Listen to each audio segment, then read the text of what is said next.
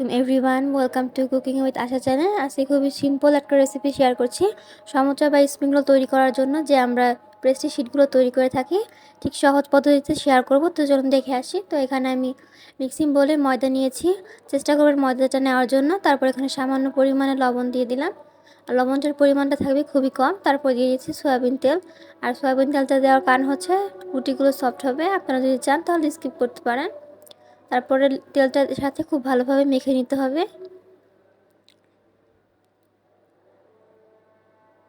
খুব ভালো করে মাখার পর এখানে নর্মাল পানি দিয়ে একটা খামির তৈরি করতে হবে। অল্প অল্প পানি দিয়ে খামির তৈরি করবেন, প্রথমে বেশি পানি দেবেন না।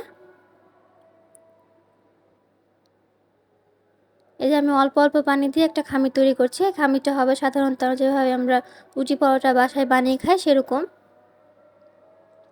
তো আপনাদের খামিরটা দেখিয়ে দিচ্ছি। এরকমভাবে আমি সফট করে নিয়েছি। এখন ছোট ছোট লেচি কেটে এগুলোকে রুটি বানিয়ে নিব। তো রুটিটা বেশি বড় হবে না, প্রথমে 3টা রুটি ছোট করে বেলে নিব আমি।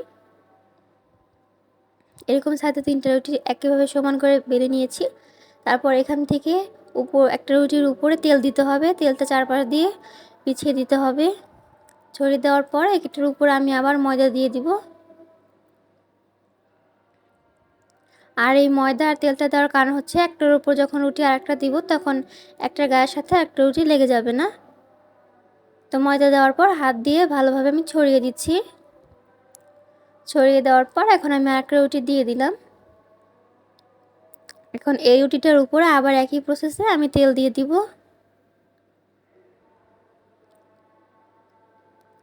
তেল দেওয়ার পরে ঠিক সেরকমভাবে 4-5টা ছড়িয়ে দিতে হবে তেলটাকে। তারপর একইভাবে আমি ময়দা দিয়ে দিব।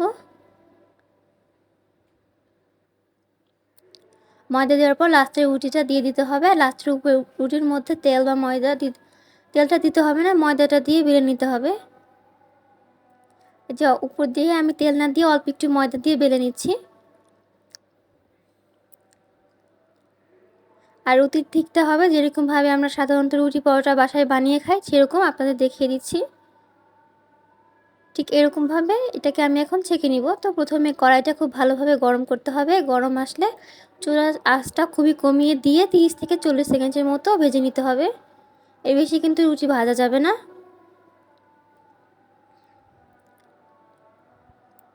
যে আপনাদের দেখিয়ে দিচ্ছি এই পাশটা হয়ে গেছে, এখন এই পাশটা উল্টিয়ে নিব। আর এরই মাঝে কিন্তু আমার শিটটা ভাজা হয়ে গেছে, এখন আমি উঠিয়ে নিচ্ছি। আর হালকা গরম থাকা অবস্থায় এই শিটগুলো খুলে নেবেন, তাহলে খুব সহজেই খুলে আসবে। একটার গায়ে কিন্তু একটা শিটও লেগে যায়নি। এ দেখেন আমার হাতটা পুরো স্পষ্ট বোঝা যাচ্ছে।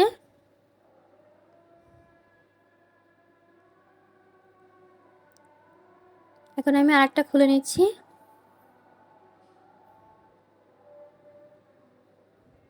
এ দেখেন পুরো হাতটা আমার স্পষ্ট বোঝা যাচ্ছে। এরকমভাবে শিট তৈরি করে নেবেন। তো দেখে নিলে কত সহজে খুব ঘরেই পারফেক্টভাবে তৈরি করে নিতে পারবেন পেস্ট্রি শিটগুলো। আজকের এই ভিডিওটি ভালো লাগলে অবশ্যই আমার চ্যানেলটি সাবস্ক্রাইব করে দিবেন, আর অবশ্যই একটা লাইক দিবেন।